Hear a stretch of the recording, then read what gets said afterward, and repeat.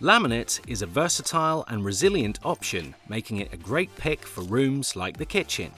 Laminate is also easy to clean and comes in a wide variety of looks and styles. There's something for everyone. Today, we'll show you how to fit laminate in your kitchen. Before you get started, you'll usually need to remove your existing flooring, making sure what's underneath is dry, clean and bump-free, taking care to also remove any fixtures such as kickboards where needed. When taking kickboards off, we need to be able to prise them off carefully, either use a screwdriver or a jamming bar as I've got here. I need to try and find a gap to be able to get in here. Some are easier than others. For those of you that have a tiled floor that's in a good condition, no holes or dents, you can lay the laminate directly on top. That's what we'll be doing today. Just make sure your base has been hoovered and cleaned. After that, you can get started.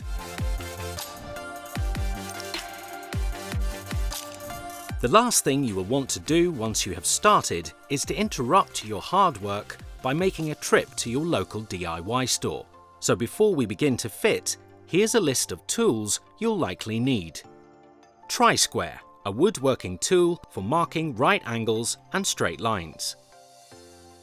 Hacksaw, for cutting materials. Jigsaw, for precise cuts and awkward obstacles. Spacers, to maintain the expansion gap. Knocking block and rubber head hammer, to safely secure the boards together. Pulling bar, to secure the boards in tight spaces. Drill, to remove any large obstacles such as doors. Mitre block, for cutting scotia at a 45-degree angle. Chisel, to undercut door frames and skirting. Pin gun or smaller hammer and pins, to attach the scotia. Duct tape, used to join the sections of underlay together for a secure fit. Multi-tool, to undercut door frames and skirting. Circular saw, for cutting materials. Tape measure, to get the correct measurements. Utility knife, to cut underlay. Acclimatization is the process of familiarizing the floor with its new environment. This is a critical part of fitting a new floor and will prevent a whole host of problems. It will need to be left for up to 48 hours at room temperature. This is because laminate can expand and contract in size with varying temperatures. Packs will need to be left unopened and stored flat during this time. Before fitting your floor, you'll need to decide which direction the flooring will be running. There are two key elements. Firstly, we can go along the longest distance of the room. So in this room, we'll be positioning the boards in this direction. Also, we could look at where the light source is. We want the boards to go towards this direction, as it makes the room feel more spacious. You can have it in the other direction. However, by doing it that way, you will have lots of lines and shadows on the floor. We recommend you go parallel to the longest wall for the best look. Before installing your new floor, we need to make sure that all the doors will go over your new floor covering. Here I've put some underlay and a piece of the laminate here ready for me to mark where we need to cut. And what that'll do, that'll leave me a nice line so that I can take the door outside and trim. Because you don't want to have to do that once you've installed the floor and realise you won't be able to open the door.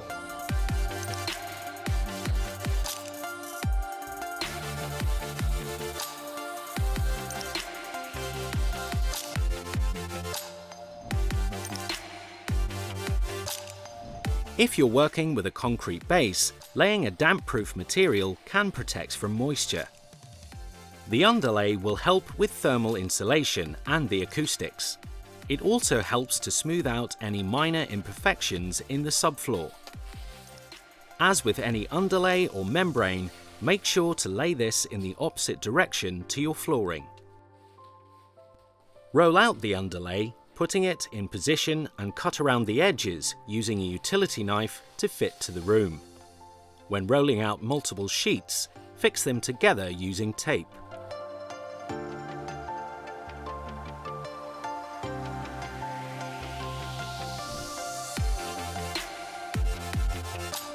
Next, you'll want to determine the width of the last row of planks. If it will be less than 50mm, trim the width of your starting row to even this out. You'll also want to be careful to stagger the ends of the planks on each row a minimum of 400mm for a more natural finish. When installing a floating system as a laminate, we need to keep an 8 to 10mm expansion gap around the perimeter. So we're using our spacers here to help us keep that expansion gap. For our second board, we don't clip the system in on the very first row, we slide the two joints together because we've got this 5G locking system, and all we do is carefully just slide them together, and then with this spacer I always move that so it's next to a joint, and that's obviously where your weak point is.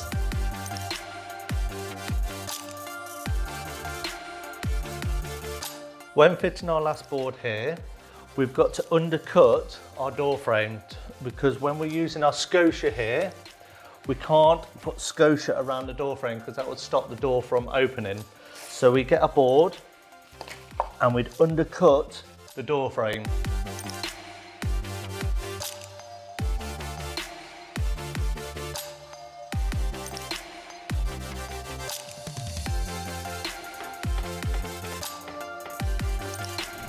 Now we've come to doing our second row. The board I've got here is the offcut from the cut I did on my very first row. So what I do, I place this down to make sure the board is long enough or short enough. The reason I'm saying that is we want to keep a minimum of 200 to 300mm gap between the joints. The reason for this is stability of the boards and the aesthetics, how it looks across the room. I try and stagger the joints all across the whole floor here. It gives you a nice look and a real wood finish. So when we come in here, keeping our expansion gap at the side, 8 to 10mm, slight angle, and gently click the board in. As you can see, that was quite easy. The reason why this is clicked in well is we acclimatized the boards for a minimum of 48 hours. If you don't acclimatise the board, you'd actually find that really hard to click the boards into position.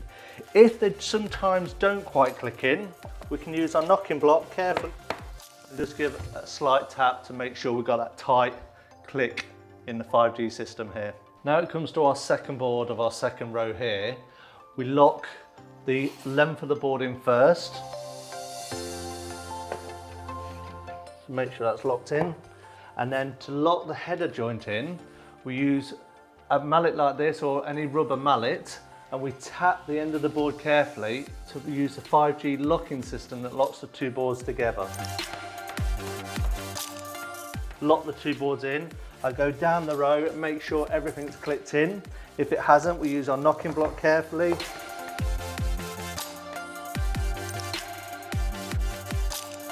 And we just make sure all the first few rows are locked together because sometimes they can pop out. Top tip: it's worth bearing in mind that when laying planks, you use alternative packs to ensure a good colour and shade balance. Along the way, there might be obstacles to work around. If the wall is uneven, or there are objects like pipes or island counters, the floor must be cut to accommodate this. When you come up against an obstacle or uneven wall, mark the plank with the contours of the wall and cut to size. Don't forget to leave the 8 to 10mm expansion gap around the edges. If you are installing around pipes, you'll need to calculate the diameter of them before you can cut your plank to fit. To do this, measure the circumference of the pipe with a flexible tape measure. Divide this measurement by pi, or about 3.14159, and add an additional 8 to 10mm for the expansion gap. Then cut and fit. Any gaps can be hidden later with pipe covers.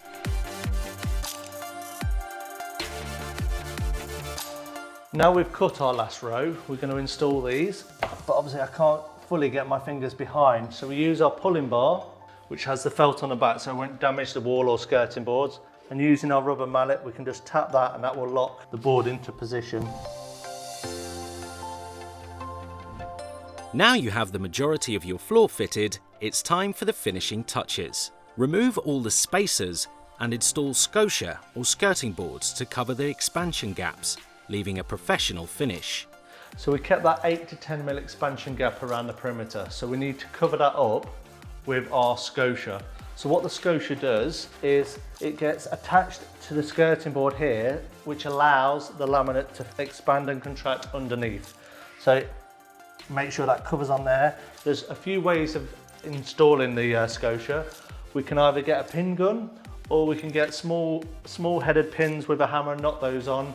You can glue scotias on, but there is a risk with it only being a small surface area of getting the right amount of adhesive on there.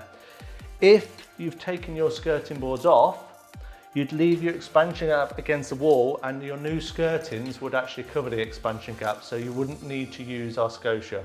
Now it's coming to cutting and installing the scotia. We need to work out the angles of what we need to cut. Most of your room will be 45 degrees in the corner, but you may have different angles if you've got bay windows or curves in the walls. So what I suggest is doing a few cuts and just practice what angles might work, or you can actually buy special tools that show you the angle that you need to cut. So this corner, you can see I've got my 45 coming out from the corner, and the same on this one. So the two come in together and you get a nice, neat finish.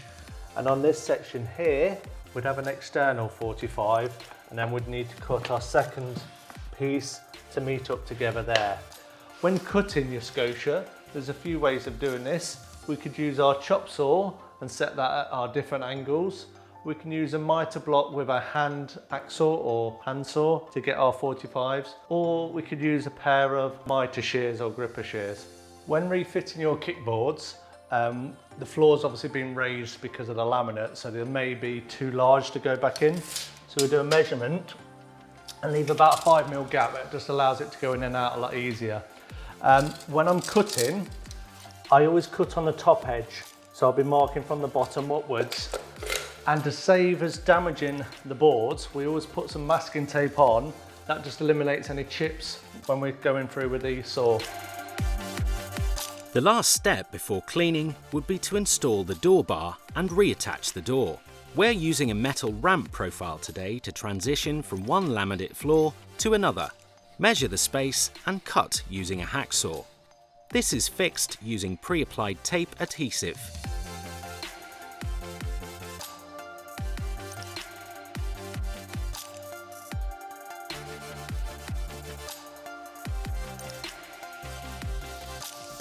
Sweep up, vacuum and remove any debris or offcuts and give your new floor a clean.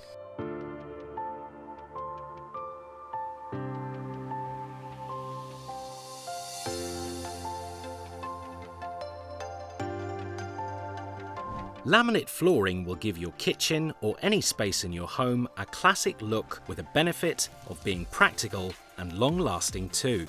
It may require some specialist tools and trial and error, but once completed, the final result is most definitely worth it.